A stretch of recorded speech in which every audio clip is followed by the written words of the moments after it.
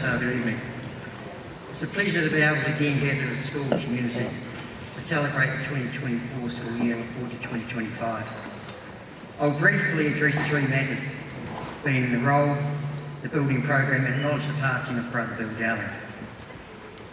Earlier this year, the Ministry of Education granted a roll increase from 615 to 684 students. This is a significant milestone, as we've been working hard to obtain a roll increase for over 5 years. At times it felt like our voice was not being heard by the Ministry and its local advisors, but finally sanity prevailed.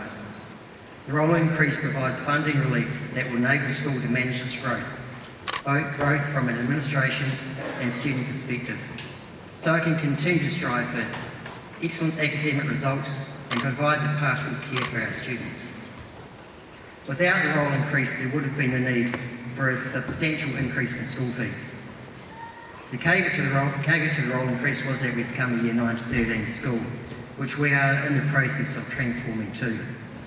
There will be no Year 7 intake in 2025 and no Year 8 in 2026. In many ways, it will be sad to no longer have our youngest intake. However, we acknowledge that they are catered for in the local Catholic primary school network. The college has evolved to a point that we must do what we can to provide for our community. The step to a Year 9 to 13 school was a natural and inevitable evolution of the college.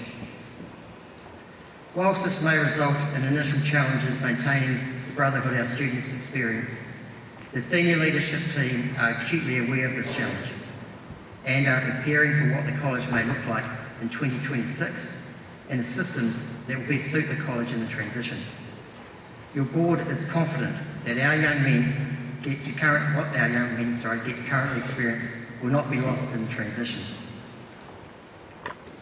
And to my second point, our building program. Our building program has resulted in the commencement of the B block being redeveloped into whare. This is an ongoing project which will hopefully be concluded next year. This will convert what was one of the oldest buildings in the school to what will hopefully become a focal point for our community located in the heart of the school. When the school commences in 2025, it is expected the resealed driveway and additional car parking at the rear of the gym will be completed. We all know parking has been a premium, especially since the not so well used cycle lane was installed on Middle Park Road a couple of years ago. In addition, essential infrastructure is underway to future-proof the school's drainage system. The cost of these projects is significant. The funding initially comes from borrowings from the Christian Brothers that gets repaid from attendance dues. Your board tries to keep the school fees and donations to as low a level as realistically possible. It appreciates the efforts everyone makes to pay these fees in tough economic times. The attendance dues and other school contributions are critical to maintaining the resourcing of the school. I cannot stress enough that without them, we would quite simply not be the school we are. And to the late Brother Bill Dowling, I realise many here may not have known him, but I could not give a board address as an old boy of the college without acknowledging the passing of Brother Bill Dowling earlier this year. A Christian brother who primarily through the 1970s, 80s and 90s was a conduit between staff and students, a more caring heart he struggled to find. As the post following his passing attests to, he was not so much known for his teaching, but the care and interest in each individual student. He knew students well and made a point of knowing and remembering with amazing clarity their whānau. Of course, his name is on the sports field pavilion with the Brother Dowling Centre, or BDC as we know it. Appropriately, it was the playing fields where he mentored so many. As I reflected on his passing, I could not help but note that our current school values of manawa, compassion, brotherhood and legacy all encompass what Brother Bill stood for and what he represented so well in his very modest way. Brother Bill played an instrumental role in what the school is today. We were lucky to have a man show us how to live the Evening Rice charism. The college has developed from a small school in Sockburn that many did not know of, to a sought-after school driving academic, sporting and cultural success, both locally and nationally. That is something as a community we should all be proud of.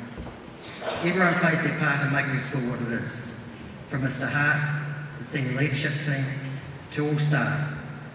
You, the whānau, that give so much time to our boys, whether it be by being supportive in the home, at performances, on the sidelines, and not to forget the extensive fundraising ventures.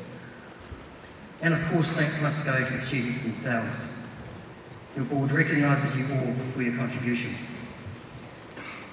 To close, I thank Mr Hart and all staff for their commitment to the college. They have a passion for students to reach their absolute potential. I also want to acknowledge Mr Barclay, who stepped into role as acting principal when Mr Hart was on his sabbatical in term 2, and congratulate Mr Chris Leader on his appointment as assistant principal for pastoral care and culture.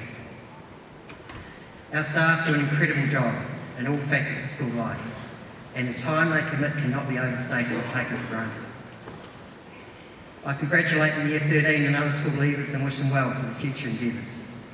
I wish you all a safe and happy rest of 2024 and upcoming holiday season.